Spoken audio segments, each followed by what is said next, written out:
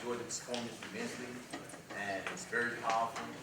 And I especially like Brutus, the character of Brutus. He was by far my favorite character, and also Mark Antony. I'm familiar with his eulogy of Caesar. Here, here.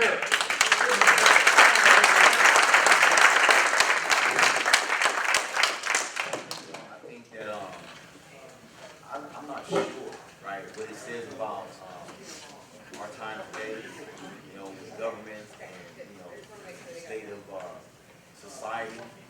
I saw that the Roman people were very fickle. and I think my question is to all of you, do you think that reflects kind of like who we are today? Are we as fickle as the Romans? Does anybody have yeah, thanks. I think they're a little bit more fickle. I can't speak for a politician, but every time I look at the news, it seems something's going wrong. So. But I do think there's a large sense of community. I've noticed that within just working with these guys. I've had the funnest 3-4 months just working with these guys. So, we're not as fickle as people seem. I mean, there is strength in numbers and there is strength in friendship. So thank you guys. Mark, Thank you. Are you calling me Donald Trump?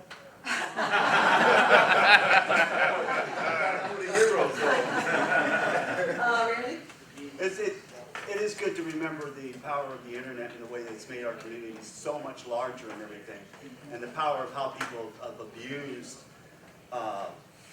getting people to like something or not like something just based on wanting to like it, to being sheep and everything to those, and remember to be still an individual and everything, and that ultimately you are the strength. Yeah, thanks, that was wonderful. Any other yeah? I do. Oh, tell us who you are. I'm Donald Johnston. Okay. I think about how in today's society, in a democracy, if a king or a tyrant were to come up, we would actually vote him out or rule as a democracy. Do you guys feel that the Senate back then actually took the law in their own hands, instead of having democracy vote out Caesar or overrule Caesar, that you guys took into your own hands by murdering Caesar? I think, as the story goes, Caesar was the end of the democracy that we were getting into place. So it was a decision that he had to be taken that moment because he was going to become a king. The people was so enthusiastic about him becoming a king that if they didn't do what they did, the democracy wouldn't exist.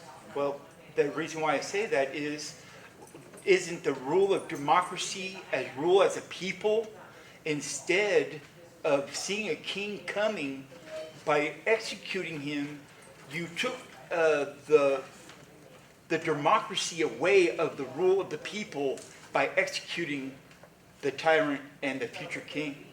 I think it was a extreme decision, but in my character perspective, he had a justification. Hey, we all say that in court. All right, cool.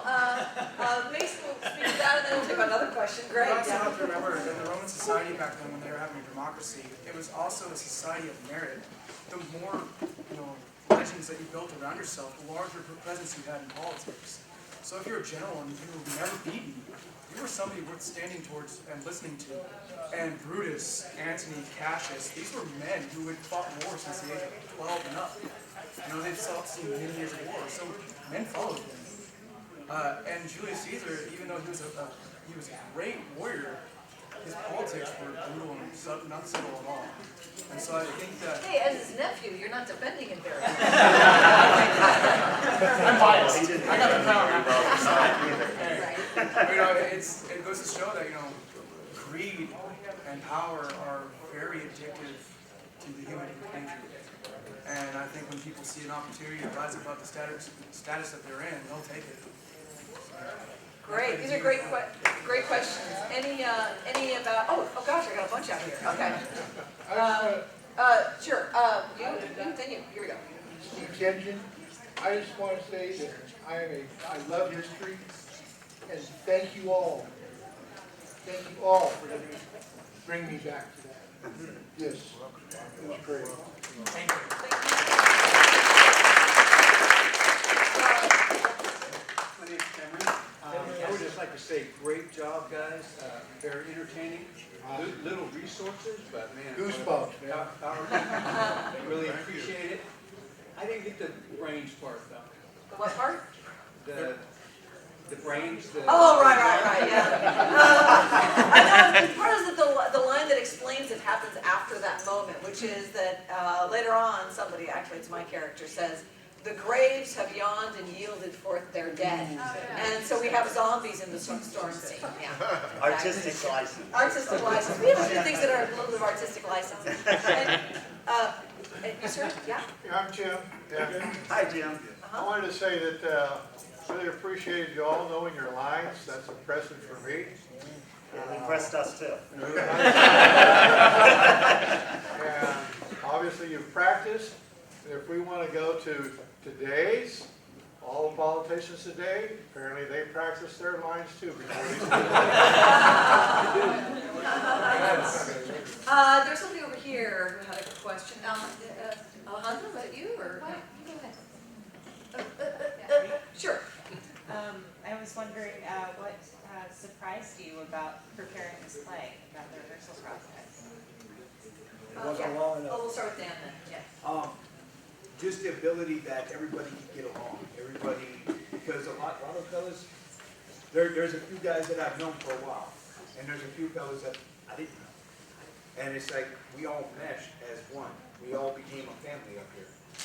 And with everybody being able to memorize their lines, even the ones that at first couldn't, we were all there to help them. And it was just, it impressed me how we all came together as one. And then Frank, you have something about that? What he said, and to add to that, I was surprised that I was able to do this. This is the first time I was able to step outside of myself, my regular comfort zone, and be something I'm not, you know, and try to bring life to it as well. And Donnie, you have something too. No, Want to say about that, or? a couple things, yeah. Oh, sure, go ahead. I'd like to thank Shakespeare and Marin Theater people, Julian and Sharon. And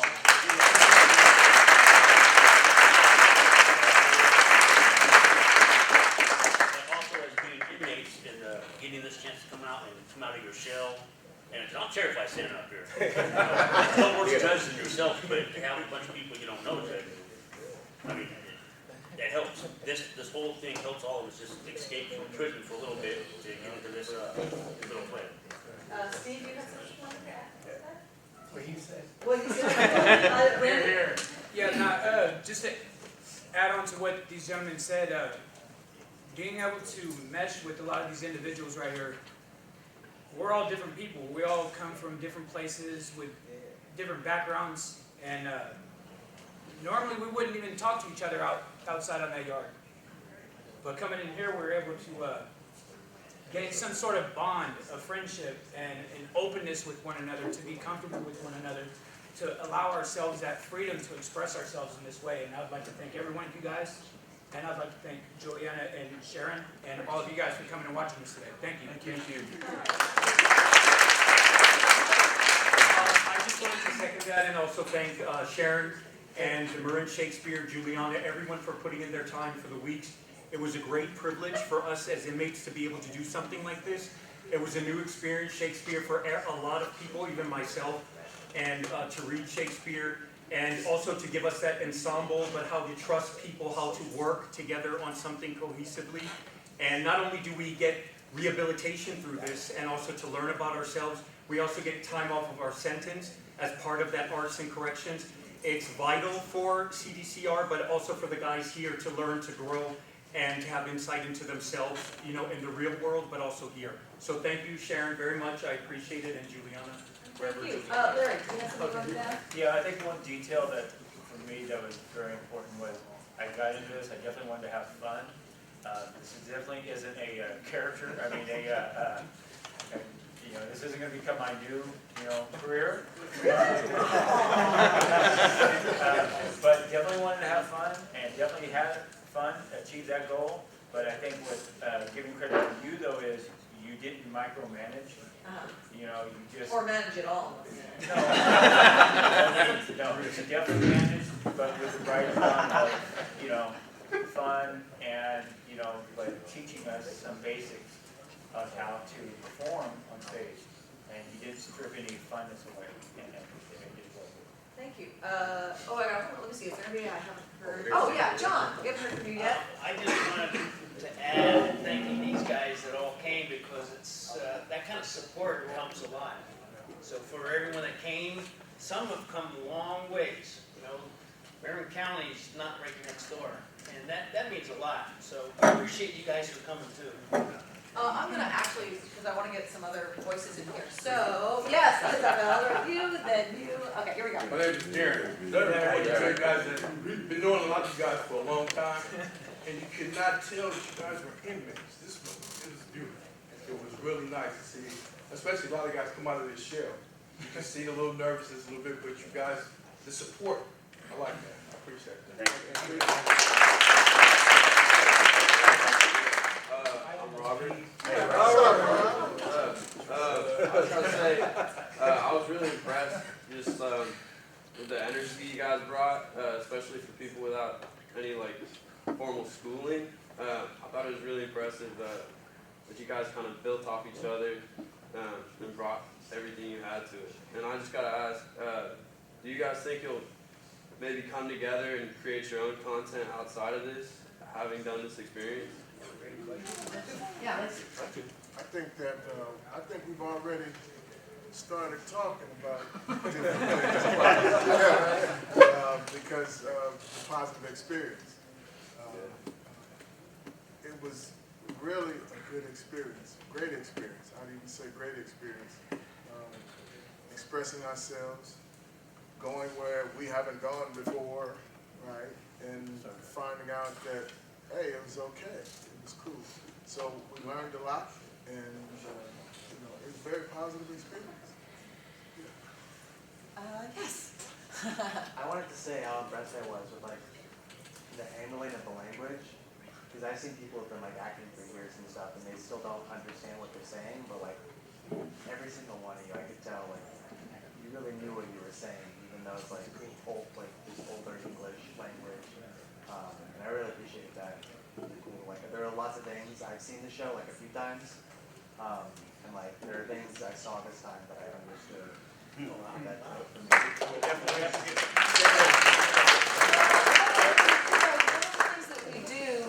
We spent a lot of time, and these guys really took that time to really decode the language for themselves, and we played a lot with that. No fear of Shakespeare. They really did that work. They really did that work. Yeah.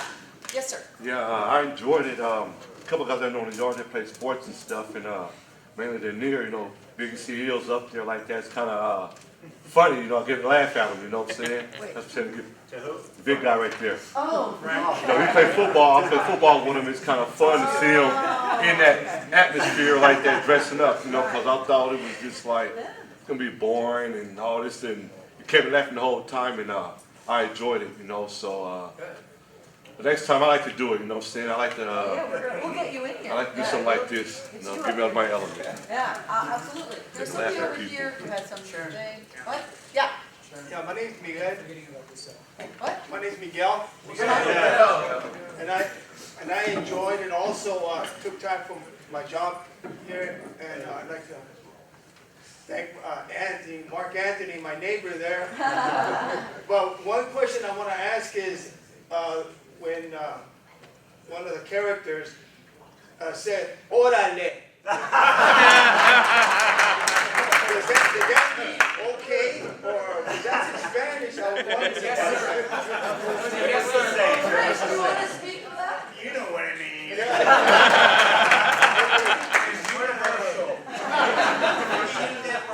Beyond ages. Beyond ages.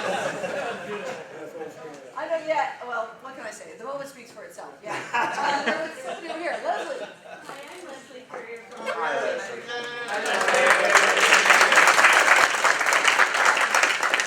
I'm the founder of the Shakespeare in Prison program.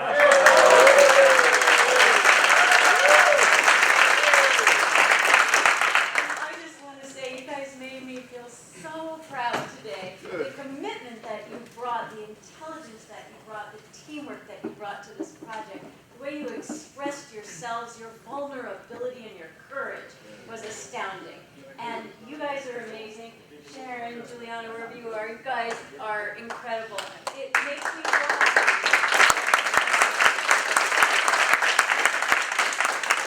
We've been doing this at San Quentin for 16 years, and it makes me so happy to know this is the beginning of what I hope will be a very long tradition here. And you guys are what started it all. I wanted to ask you, what have you learned in this process? What skills have you learned that you think will benefit you out in the world? Oh, we got a lot, so why don't we, maybe, well, all right, let's start one. All right, so we'll start with you and we'll just work our way across. Go ahead, Larry. Not just in the world, but still in here. I'm part of this world in here. Yeah. That there's more than one way to do something.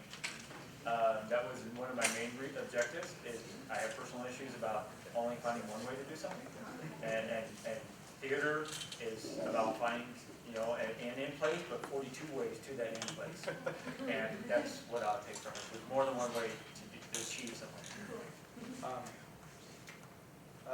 Growing up and maturing as becoming a young man, I've been pretty selfish, and coming into this has actually helped me learn not to be so selfish and to be flexible with other people. And I know when I go home, I'm going to work with other people, and that's going to help me in the job place to be flexible and to work with my coworkers instead of alienating myself and getting fired. Who's the next one on this list? Okay, Frank. I think being vulnerable is okay. You know, that's the main thing for me. Trusting in that somebody trusts in me. You know, and if I want trust, I got to give something away. You know, and yeah, that's it. Dan? Oh no, Brandon, then Dan. Sorry. Yeah, so as far as the performance aspect of it is, it helped me understand to be more open to individuality, because we're all different people, like I said before, and different people up here are going to have different ways of approaching a situation, and for me, I'm not too used to that, so it helped me understand to be open about each one of these guys' different individual approaches to handling what they had to handle. Now, as far as the storyline goes, and on a political type level, that he who is at the top can always be overthrown and the next man put in position. And what went on back then is still kind of reflective of what is going on now within the world. Let's just go back and forth. So Dan and then Andre. For me, it was building up the self-confidence and self-worth, because a lot of this, you know, a lot of us in prison, we have that low self-esteem, low self-confidence that we always doubt ourselves. And this gave me a chance to actually step out, like Larry was saying, find different ways. And also, this is something that I do on the streets. I love doing this. Yeah, Andre. I think this was a great opportunity for us to understand that everything goes around to choices and decisions. You know, like you can take a wrong choice and then end up in here, or you can just turn it around and make a bad situation something that you can learn from. And I think this group is an expression of all that emotions that we have inside that we haven't been able to express for so long. And I think that's why all the authenticity of the characters came about, because this is an opportunity for us to free our mind. And I didn't even feel that, basically we respect the audience. Any audience is the same for us. You know, we respect all audiences. And I think this is a great opportunity for us to grow as individuals, as human beings, and to connect with our own emotions and to take better decisions next time. Okay, let's do Luke and then Darren. Okay. I'd just like to say thank you for giving me this opportunity. I was actually in death row reception when you guys started your program, and I had been a retail manager out on the street, was being groomed for a district supervisor, and by bad mistakes, I ended up with felony murder. I'm sentenced to the other death penalty, and they caught my lawyer getting high in the parking lot during my trial. He was disbarred, and I ended up being on a level 4 yard for 10 years, and it was like a war zone. I never expected that I could do something like this, being on a level 4 yard. This just kind of shows the way CDCR has changed over the years. They moved me because I had 0 points to level 3, and then now level 2. So thank you for doing this. I'm kind of nervous. I've never done this before. Darren. Hi, my name's Darren, and say that, commitment takes work. And when you think you know something and you try it, sometimes you really don't. You think you got it, you got the package, you know it, you know this and this and this and this, and you think you can go up someplace like on the stage here and do it right. But sometimes you blow it. And the thing is, that's what life is. Life is a stage. And when you get out there and do things and you blow it, you got to get back up. And sometimes, like I was told, you got to ad-lib. Sometimes you got to ad-lib and adapt to it. If it wasn't for the commitment that Julianne and Karen made, rain, snow, and shine for us, a lot of us, probably wouldn't have this experience that we have today. We prepared for this, and it was like, we're really getting there, and then we're here. And it is really something, to have some people that would really help us and look and try to do something different, in our lives and here. And so today, I really enjoyed today for myself, and it was really a good experience with my fellow friends here, and Julianne and Karen, and all of you. Thank you. Lacey? For me, I got, relative to her question, patience. Patience inside of the process. Had to be patient and just let it unfold, let it come about, let it grow, let it be. And so it took off, the process took off some rough edges for me. Kind of smoothed the edges off a little bit, made me more tolerant of certain people. Because some of them drove me just, but I'm just thankful for the process. I'm thankful for the whole experience. It's amazing. It's really amazing. Cool. Randy, and then Rich, and then John, and then Donnie, you also this week. And then one more question. So if it's her, it'll be her. But one more, but let's finish this up. One more question. I wanted to say when I first started this process, and I did start from the very beginning, and I've been in Mule Creek for about 12 years now. So I know a lot of people around here that came along at different times during that time. When you're on the prison yard and everything, and you come up to somebody, you always have to run through about 20, 30 questions in your mind before you can talk to somebody on the yard, because you don't know who you're going to talk to or how they're going to react to how you come up to them and everything. And what I noticed right away in this group, there wasn't any of that. Everybody showed up for this group just to do the group. The whole yard thing was all forgotten immediately. Nobody had to talk and say, okay, remember when you're in here, you don't do this, we don't fight. Didn't have to say any of that stuff. Everybody just clicked right into the fact that we're doing a thing. And you know how actors are kind of wily and everything. They're kind of everybody's jokester and everything. So that was something that a lot of the people that hadn't done this before had to get used to, because everybody wants to be in the front of the stage. Everybody wants to move back. I want to be the person talking and everything. But and that's one of the things that got him so much, is because everybody, this group over here, that group. But the way that everybody pulled together, even in the last couple days and everything, of people that didn't have their lines prepared, even 3 days ago, or people that just got a part a week ago. We all know, being actors and everything, that everything is planned. That's the way it was blocked. So if they improv or something, that's the way it was, right? And I do appreciate everybody coming by, and I really appreciate the Marin Shakespeare Company for doing everything that they do to bring this opportunity to us to be different than we feel we have to be on this yard. Great. Rich? Yeah, what I learned was that no matter how scary a situation, if you persevere, put your mind to it, anything and everything you can accomplish. So that's what I'm quarterly. Well, one thing about doing the Shakespeare and here or out there, it helped, because literally nobody could have stopped me if I would have changed my line and said something. It helps curb your tongue. When otherwise you would say something else. Oh, sorry, John, I skipped you. John, what were we going to add to that? Sharon, I I thought it's a great point, and kind of like what Frank was saying, vulnerability, I've learned that vulnerability is okay. And from that, the hidden strength comes. So we have one last question over here. Yeah, well, I just wanted to comment. My name is Marin. Hi, Marin. I'm Juliana's aunt.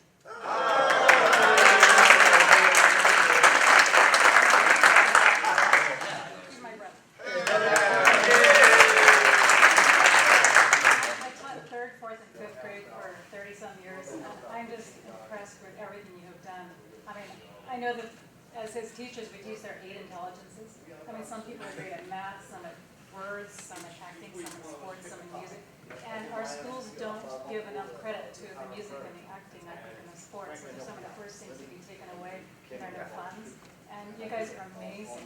I mean, I'm not very good at math. I mean, I don't think I can teach at a 6th grade level, but I mean, really, I mean, your talents within this entire institution are multiple. And I really thank Shakespeare for, Marin Shakespeare for giving you this chance to come out and bring yourself out into the world. It's fantastic.